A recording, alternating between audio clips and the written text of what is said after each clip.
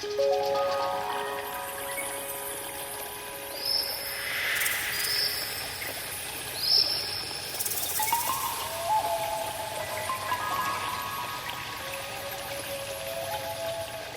ancestors were taken care of by this land. We have that connection to everything that is in nature because this is part of who we are. If we can respect that and pass that on to our children and their generations, it'll always be here for us, and we will live and not just survive.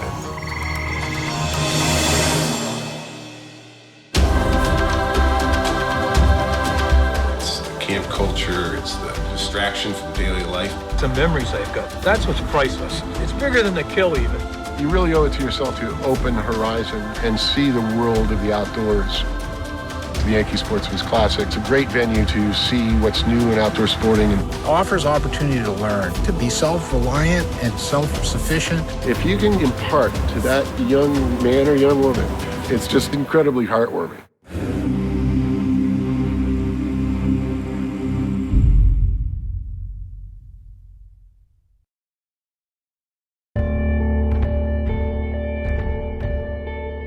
There's a great big natural world out there.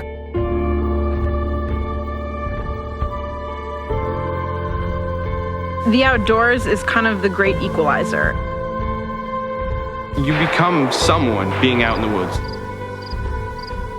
All you ever hear is the birds or the rivers roaring or the dogs screaming. One of the few places where you can go out and just explore. This is like my playground. It's just peaceful. Fishing and hunting is an expression of who we are. It's not just something to go kill on a Saturday. You have to get outside the boundaries, outside of the straight lines, and into the natural chaos. I want to be a wild man. I want to earn my way in nature. I want to be able to fly up that mountain like the deer does. I challenge you, walk away from your house or your car and sit somewhere and just sit there.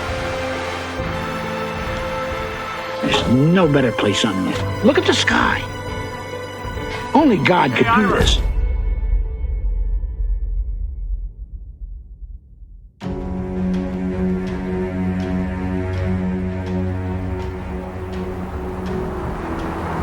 I discovered that there's something that was missing in my life.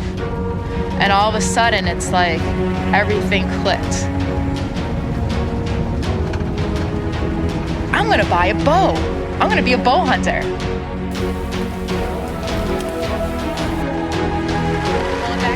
you go. Now let it go. I've caught like more than 27 fish. It was my grandfather's and it was my dad's, and One with my M4. now it's mine. It's a Winchester 94 32 special. It's a gun with a story. I have a big thing on being able to teach my daughter how to take care of her own family if she needs to. You don't have to depend on going to a grocery store. It's a sense of empowerment to have women know that they can bring home their own dinner.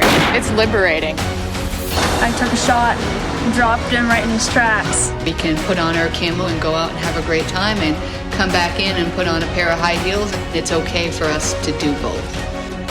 You know, there's a lot of women that feel like they want to do it, but they don't want to be looked down upon. I can look at you and say, I really don't care what you think of me. This is what I enjoy. Women are actually the fastest growing component of the hunting community. You see female products, you see people who are really excited to teach women. You have more and more women giving men a run for their money. The reality is that our world has just changed so much that women do have more and more of a place. I am a bow hunter. Ready to fire. Okay. Oh. You okay? Yeah. Okay. Well, that's better than last time. Last time my chair flew back. No, you did real good. Look at that. You got him. Good job. All right, so when you're done, you want to flick this forward like this, okay? And then you're going to jack the shell out. So I'm going to let you do it, okay? She was a typical young sprout getting ready to become a teenager. sitting there with the iPad and everything is YouTube. But once we got her out there, I don't think I'm ever going to keep her out of the woods. It's like, okay, I won. And that's what I feel. I won. Drag them away from the TV or the computer games. I'm all for it. 51 is the average age of a hunter in Vermont, so promoting it to the youth would benefit all of us in the long run. I've seen quite a few kids shoot their first big game animal. You can just see the change come over them right then and there. Usually there's some sadness. You just took the life of an animal. There's also a huge feeling of accomplishment. It took us 6 years to shoot a deer. We had an early start this morning. We hunted all day, hard. We were out in snow that was probably 5 inches deep. Found some good tracks and followed those. We hit him first shot. Came to me with high five swinging and just give me a big hug. And Exciting. I started bugging my dad at a young age to go hunting with him. Finally, when I was about 11 years old, he started taking me out with him, and I've been addicted ever since. I'm really proud of all the moms and dads that are going out with their kids.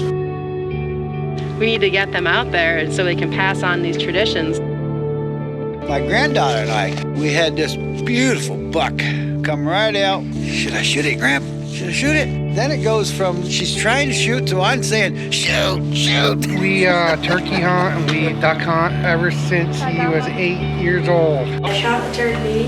Dad flips the blind up. He runs out and got the turkey. He was sitting near me and watching when I shot my first deer. That's my fondest memory of time spent with my dad.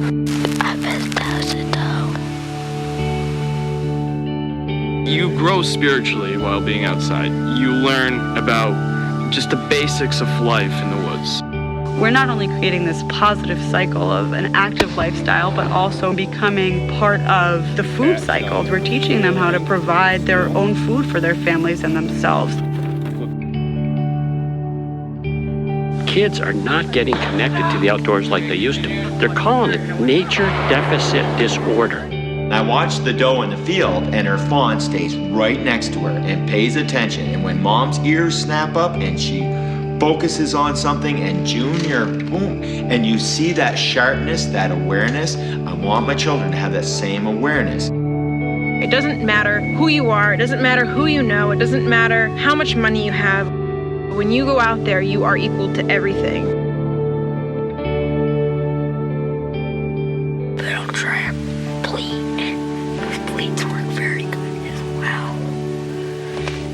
These two calls are gonna bring in the big deer. Especially if it's close to prime time.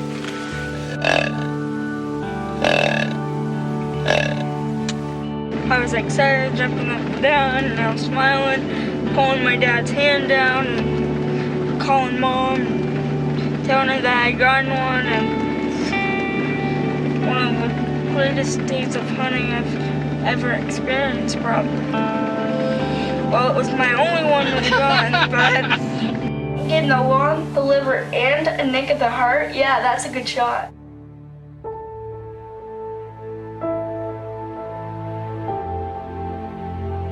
We spend a lot of time together as it is, and we like to pick and poke with each other. So I like buddies more than father and son per se, but you know. 3 years ago, Cody was diagnosed with leukemia, and that's been a long battle. When people go on the hunt of a lifetime, what we're doing is we're honoring a wish that a child that has a life-threatening illness, what their wish is. Not all kids want to go to Disney. Not everybody gets to go out and hunt a moose, you know, even in places where there are moose, you know. We got into where I wanted to be. We're probably a half a mile from the vehicle. And the moose is out there maybe 200, 250 yards, so, okay, take a deep breath. We're coaching him through it. At the report of the rifle, nothing happens. At the report of the rifle, nothing happens. This goes on for 4 times. His backpack had gotten left in the vehicle, and that happened to be where the rest of his ammunition was. So now we're standing there with a moose standing broadside, and there's no more ammunition.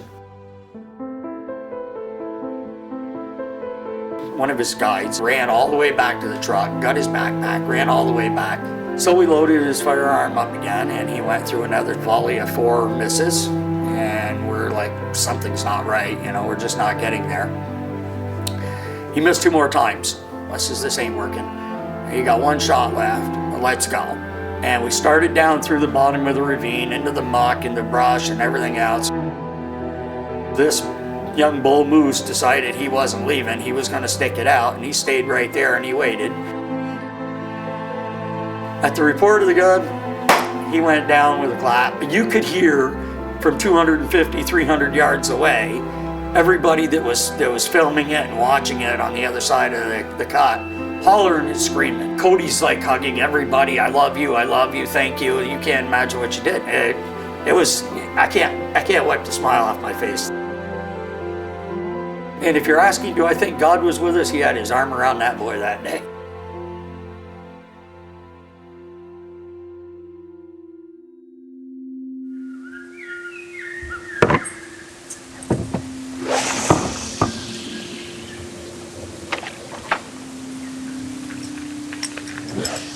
There's a story behind every day you go out. When you have a good day, you remember all these things. And as I get older, I find that it's just really important. When did you get your first fish? When I was 1.5, it was a yellow perch, and how big? How was it have to be? About 4 inches. I don't think we fished really 15 minutes the whole time we were on the pond, but we paddled and we touched it, dragged our hands through the water. I've fished my whole life. Can't even remember not fishing. Just the time spent out away from things that sort of tie us up. The ability to get out and enjoy the beautiful, God-given gift of the great outdoors that we all have at our fingertips. I have 0 cell phone service here. There's no emails, there's no messages, there's no, screwing around on Facebook or any dumb stuff like that. It's just unplug, relax, sit down, chill out. And if you catch a fish, bonus. When you catch fish, it does build self-esteem. Attaboy.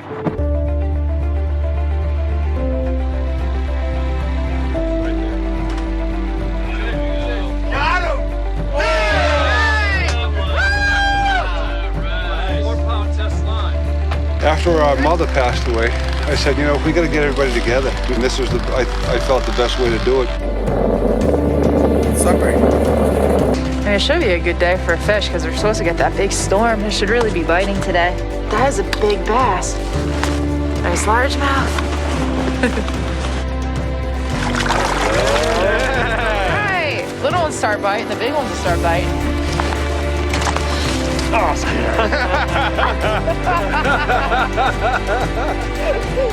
Fishing Lake Champlain is an underused resource, I think. It's fresh, it's natural, it's organic, and it's delicious. If people value the food that comes out of the lake, they'll be willing to step up their commitment to conserving Lake Champlain.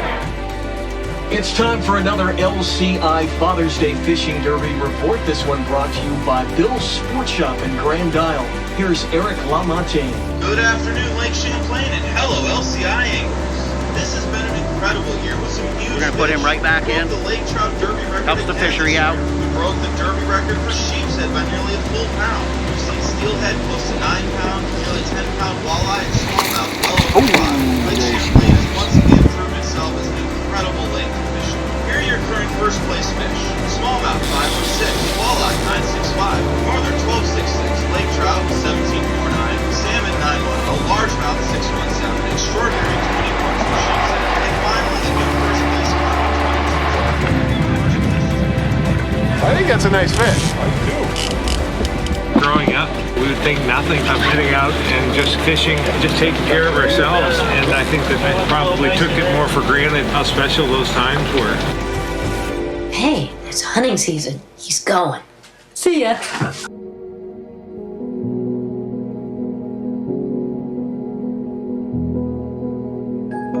We're gonna laugh. We're gonna drink too much. Deer camp to me is the best vacation anybody could ever have.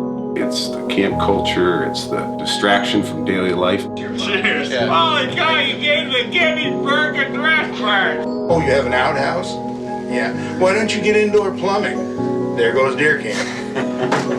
There'll be one left, and that one left is going to be the Poker Palace. Thank God, because I love that place. I saw these things just laying there, right on the side of the trail. What an awesome find. How big, much bigger these are than the other one. Mark Quinlan, he's our chef at the Poker Palace tonight. This is a Vermont chili. There's a 4-point buck from East Montpelier. There's 36 ounces of switchback, and there's some honey from Colchester in there. Sharing of stories, playing cards at night, having big suppers. There's nothing like that. The family goes out and they bring their kids to deer camp and they're playing cards by kerosene lamps and cooking on a wood stove. It's about tradition and family and friends, and it's more than just the kill. They all become family once you hunted wild. What's the chance that everybody's going to be here the same day at the same time when a nice buck gets taken? This was the last buck out of this camp when not only my father was still alive, but all of us boys happened to be here at the same time. We lost my father very shortly after.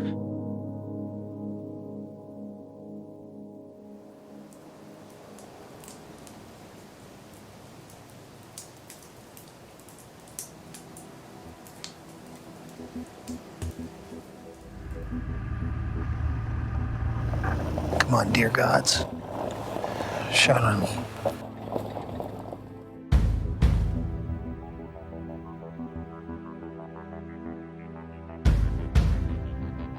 Hardest part, the waiting. Waiting for first light.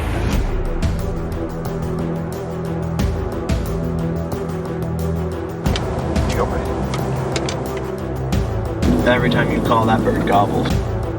I like having that relationship with the animal.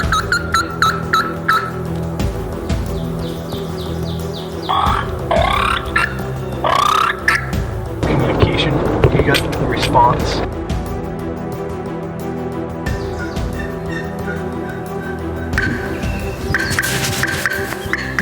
You gotta hope you're saying the right thing so they come see you.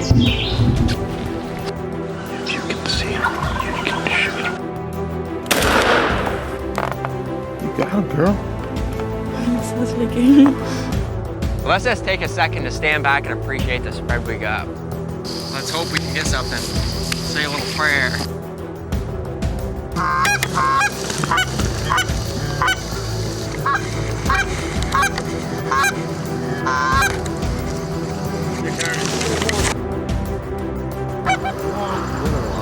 Two over here.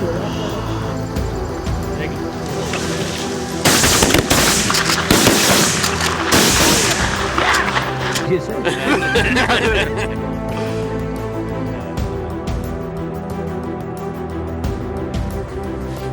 what it's all about right there. We just cut up the onions and stick of butter, and we just drop it in there till it's done.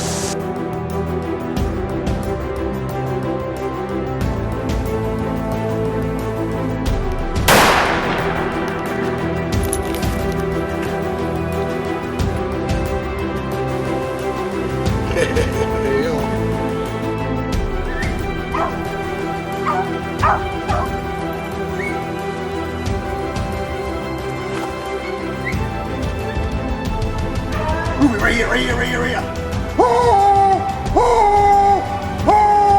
Only back when they're smelling it. So she's trying to figure out where the rabbit went, but she's hitting it in one spot. The backs are getting quiet. It's going, oh, they're going away from me. Backs are getting louder. Oh, they're pointing towards me again. Oh, they must be coming back. This sounds promising.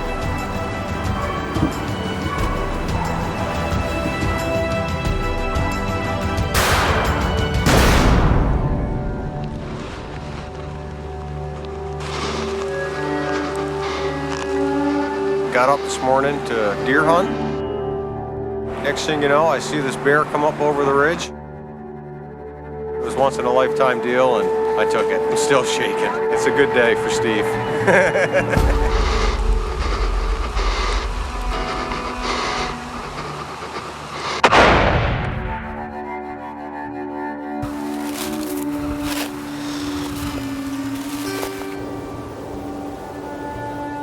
They end up right here between 5 and 7 in the morning. If I can pick the buck out, I'll take him out. But if we have to, we'll wait for all of them to come by. But you gotta let them go by.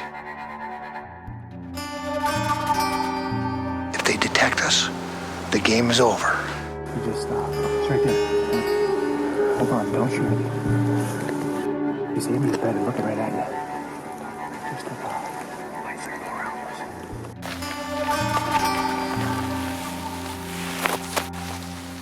It's the first time I've seen moose back here. I'm all excited.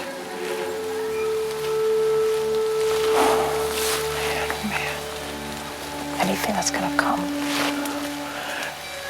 it's not gonna be coming downwind. The minute you step into the woods, you set your foot into the bedroom of all the wild game that you're hunting. So you have to think a little bit more like a wild animal. Kept hearing, I heard one little branch break. And all of a sudden I heard, that was it. It's like 5 moose pins right here. For no other pursuit in the woods do you have to be so intense. You have to be intensely focused. You have to be intensely still. I had this thing about shooting big bucks. When Shane and I find a big buck track, we get all serious. Oh, we heard something. He'll scrape the ground. There's always a tree overhanging. That's a buck's calling card. When we're out here and we're seeking the animal on its own terms, we have to perceive every minute detail, because what gives that deer away could be something as simple as the flicker of an ear tip over the next rise. Don't move, don't move, don't move.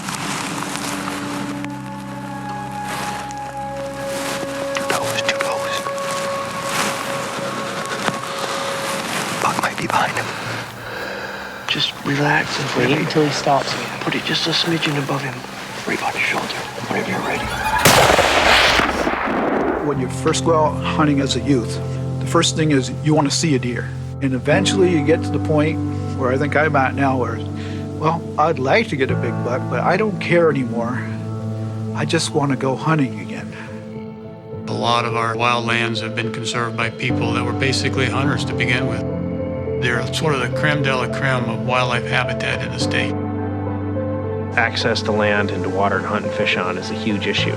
It's not a matter of getting something from me. It's a matter of protecting something that belongs to citizens of the state. It's tax dollars that paid for that pond, so why can't somebody go fishing it? The capital city's authority to restrict public use at Berlin Pond is attracting attention. They cited me for criminal trespass. You can't take a 300-acre body of water and pull it away from you and me and say, well, this belongs to Montpelier. The people of the state of Vermont need to be allowed to access their resource. We fight for a managed forest with access roads so people can use them. If they shut all those roads, that means all your traffic's going to be on one road. You have huge areas of land that's posted. You're not managing the resources in that land. We're 85% private land in Vermont. There's not enough to manage wildlife populations. We're trying to encourage permission-only signs, just to encourage that exchange. I was wondering if I could hunt for a youth weekend here for today with Mike. Yes, you can. Thank you. And I hope you have a good time. Be careful, that's all. 14 years old, I say to my mother, I'm going hunting tomorrow. I would just go. You know, today, you just can't strike off and go anymore. It's just like this, oh, this is my land, and you can't go on that land. Who I had to go see was a farmer. When I go and ask him, can I hunt your property? He says, are you going to respect it? Said, absolutely.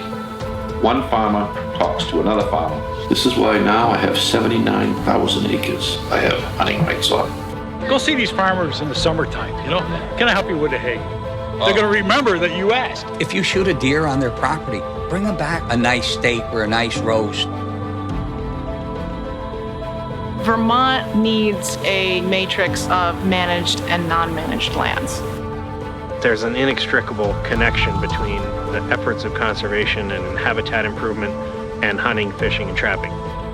All the animals that you see here are surplus animals.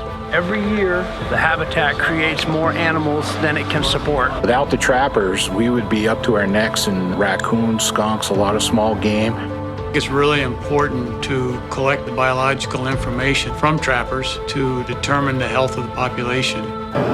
He suffers a tremendous amount of crop damage every year from the bears. If we don't manage our natural resources, it brings more pain, more hunger, more disease. We gotta manage them. And you can't do it without hunters in the woods. Thinking about starving, hard winters. To be killed by a bullet by a good hunter is probably the best way to go. What's at stake is me being able to give my nephew one of my deer rifles without having him get a background check to do that. I've been thinking a lot about Teddy Roosevelt and what he did for this country. And guess what? He was a big hunter. He really promoted conservation. This wood here is quite mature. The trees here are so big. There's no brush or little stuff growing on the ground for the deer to eat. People think clear cutting is bad for the forest. Within 5 or 6 years, there is 5 or 6 foot bushes that provide outstanding food and cover. When we do the right silviculture to grow the best trees, we're creating great habitat. It's a combination. You need people invested in the environment, but you also need the lawmakers who care about the environment, putting protections in place that help guide people towards doing the right thing. The wild animal still has a spirit. He gave his life so I can make a living. There's no more direct way to have a connection to the land than to have it support and sustain you. It really is part of that independent American spirit, an ability to engage with nature, with wild nature. If you believe in the local farm movement, if you believe in farming, if you believe in having wild spaces, you understand hunting and fishing and trapping even if you never did. To the entire state of Vermont, to the people that you've known over the years, would you want to say anything to them? Thank you.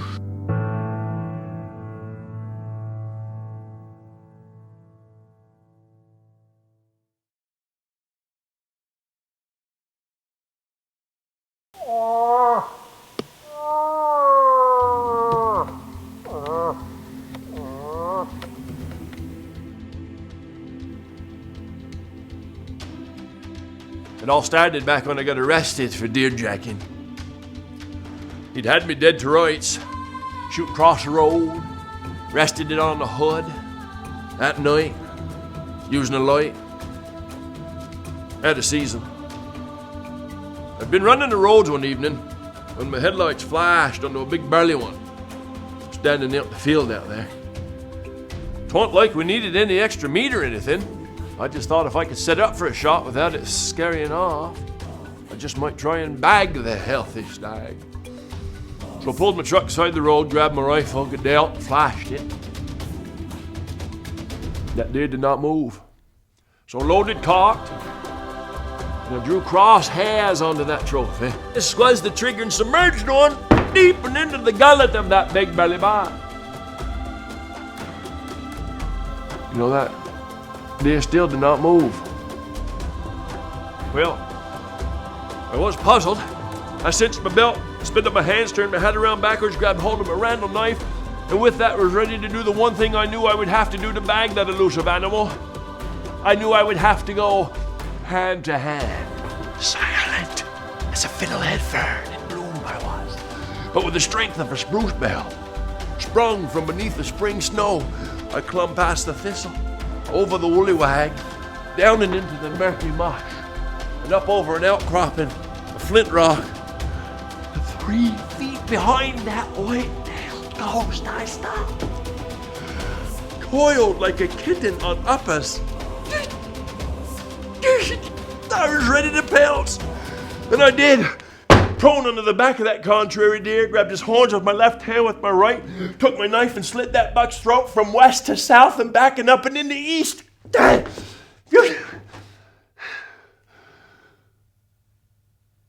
You know that gall-darn deer still did not move. But he bled. Sawdust.